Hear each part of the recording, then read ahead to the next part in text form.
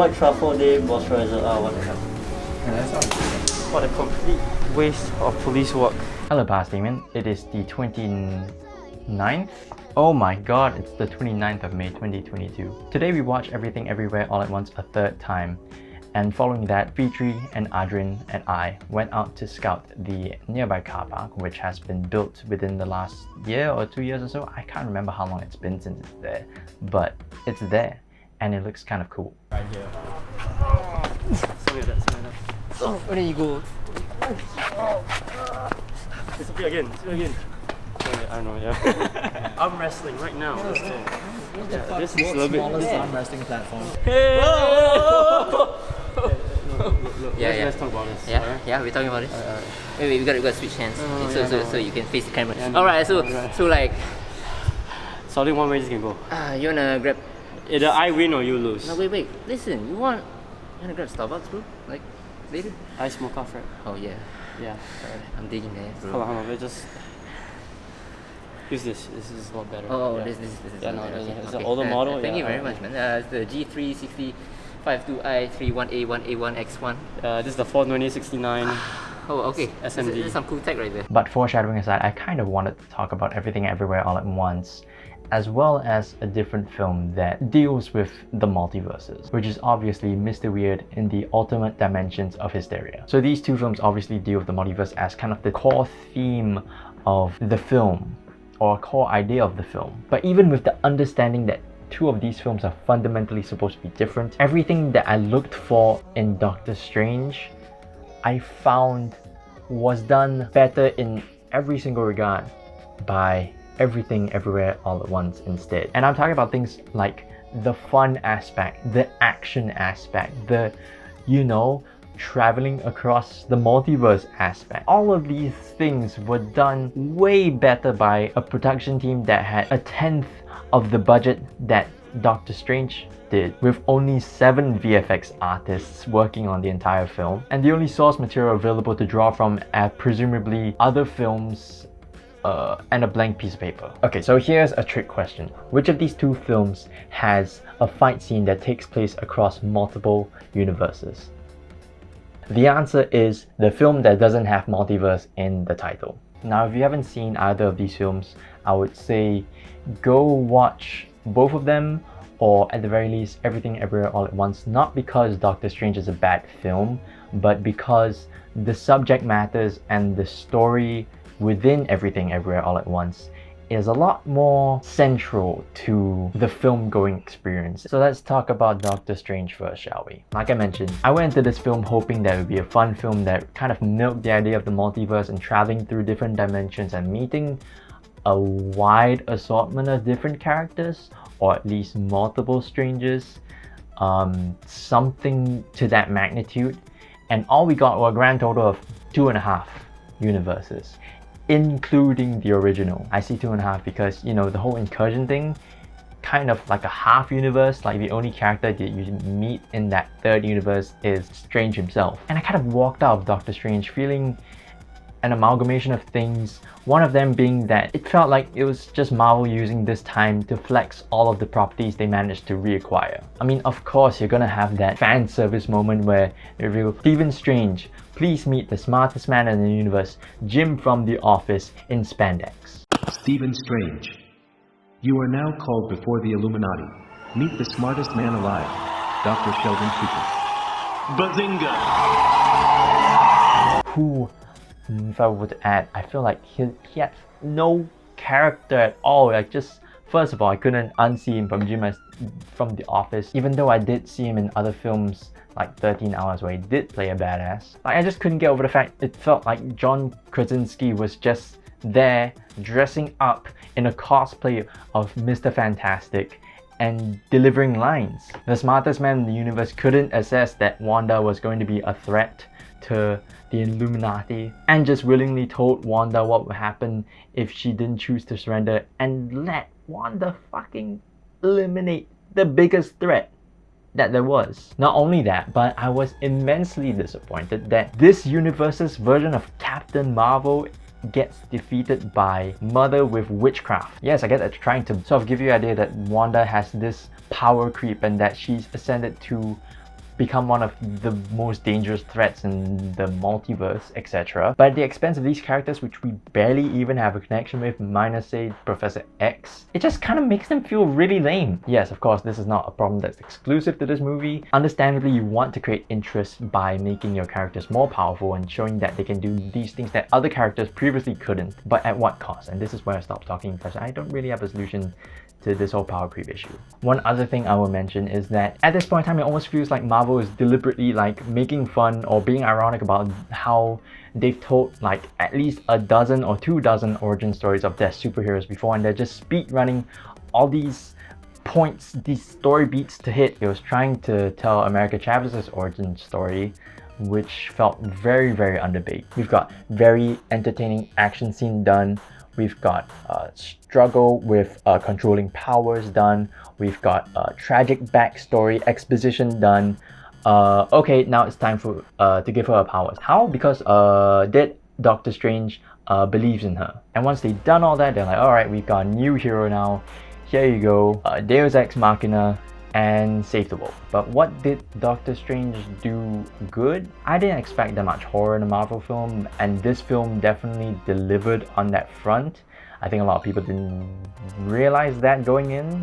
Definitely wasn't like advertised as a horror film by any means. I don't know, I'm not a huge horror fan, so maybe the jump scares you could consider them cheap, especially for example when they're running through the under river tunnel, and then after that the doors close behind them one by one, and then at the very last door, when the door closes, they have to turn around and stop and wait for Wanda to fucking appear. That made no sense. Okay, I just dug up another problem I have with this film.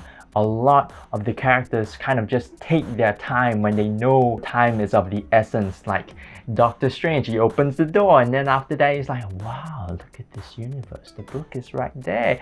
Fucking take the book and read it and like memorize it. Didn't he go through like an entire book in like 2 seconds in What If? Like, can't he just do that with the Book of Ashanti? The Strange versus Strange fight I thought was kind of cool. Like, it was one of the things that I was hoping to see in a film about the multiverse, where, you know, one character fights another version of themselves. And also Undead Strange harvesting souls of the damned. I mean, that was kind of badass, especially the way they popped out the fucking stone. That was a really cool setup that I didn't expect the payoff to, but I thoroughly enjoyed that. And last but not least, the whole "we go on red" line that he says when he's talking to his frenemy, which name I cannot remember because I didn't pay attention. That I thought that was smart. Summon Mr. Francisco himself. I don't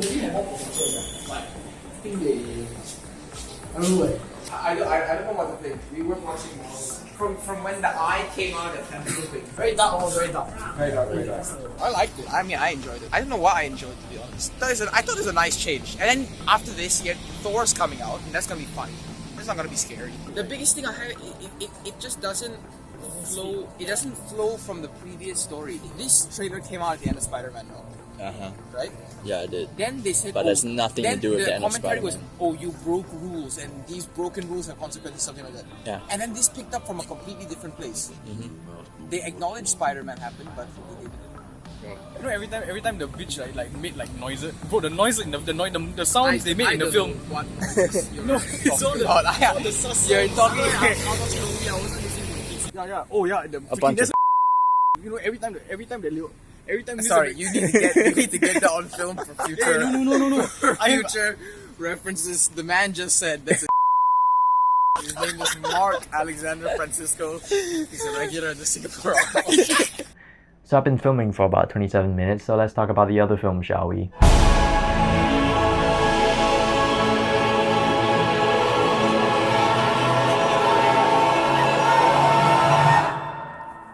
I can't even remember like what I was thinking going into this film. I just remembered Michelle Yeoh, Multiverse, a lot of cool looking stuff in the trailer, and yeah, had to go straight in. What's your review of Everything Everywhere All at Once? It was a great film. It's yet another film that, now that I've seen, I can put it on the list of films that I'm envious and frustrated by for executing all the multiverse ideas that I wanted to do. This was a really appropriate film to see at the time that I did see it, because right at the time that I did, I was going through almost a near nihilistic phase of my own. The kind of beliefs of nothing really matters. Why should we put in effort into things that ultimately don't have any greater meaning besides the meaning that we decide we want to give it to them. And just feeling this sort of aimlessness and despair of sorts. So when the entire theme of nihilism became a core concept of the film, I was hooked, to say the least. I was emotionally hooked. And yes, the counter arguments that the film has to nihilism, while it might seem cheesy on paper, not only the entire theatrics but also the medium of the characters that deliver this message of hope and love made it all the more genuine and heartful and resonant. The first 10 to 15 minutes of the film spend all this time carrying you through this drama to introduce to you who these characters are, and by the end you sort of have a good idea of who Evelyn is, who Wayman is, who Joy is, and what's the biggest struggle that they're going through with their lives in that moment. And through the freaking chaotic journey which this film takes you on, somehow these struggles are addressed and resolved by the end of the film. Probably one of the most impressive things that the film does is precisely this: a billion different setups and somehow paying them off all at once at the end. What are your thoughts on Wayman? It's a very poignant character, and you always see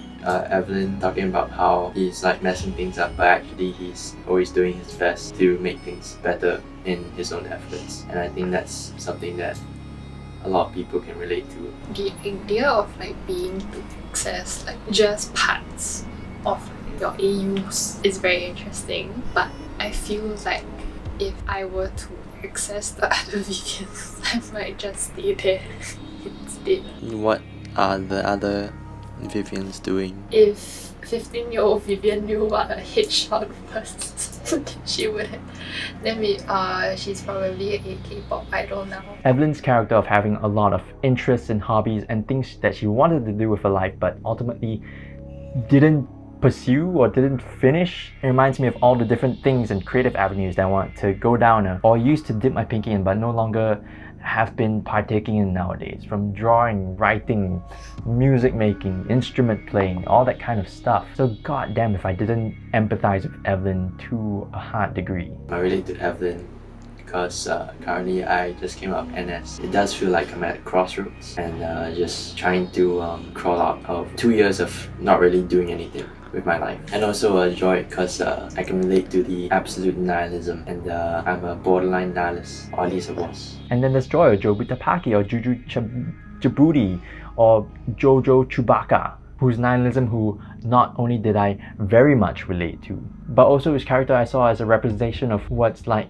to deal with depression or even suicidal ideation. My favorite out of context spoiler is me crying immensely hard at the main antagonist being sucked into a big black bagel while the protagonist clenches onto her for dear life. Because serious mode on, I saw that as not the interpretation but a interpretation of that someone who wants to kill themselves because they have lost the meaning of life, and that's a loved one trying to stop themselves from doing so and trying to show them the meaning of life again. And Kanto and turning red, there's a lot to do with like generational trauma. I think this movie is like fresh take because it's like a new perspective. Because like in Encanto and Turning Red, it's more of like the kids' point of view. But then in like Everything Everywhere All at Once, it's like the parents' point of view. It's like they're trying their best, you know. Yeah. There's a lot in the film.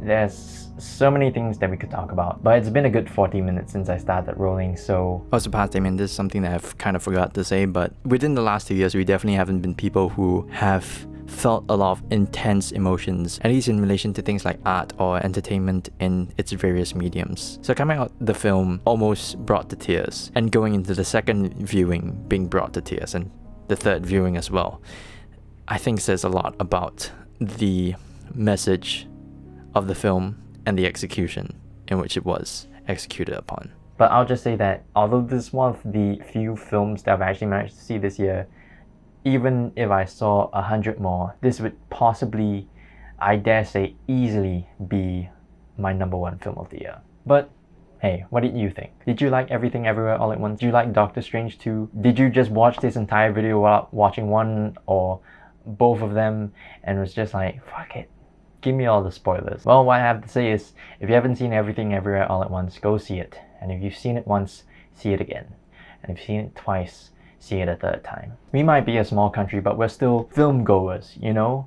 We're still part of the international audience that sees and decides what kind of films are being made. And if we want more films like Everything Everywhere All at Once to be made, then we have to go out there and show it. Past Damien, all the best for commissioning. I will talk to you next week. It has been 42 minutes. I went into this video not knowing what the fuck I was going to talk about. Maybe I should have wrote a script, but I started setting up all this stuff way in advance, and I was just like, fuck it, let's just film now and figure it out on the way. So I probably goofed on that. My thoughts are very disorganized, but I hope I managed to find meaning in whatever I said. So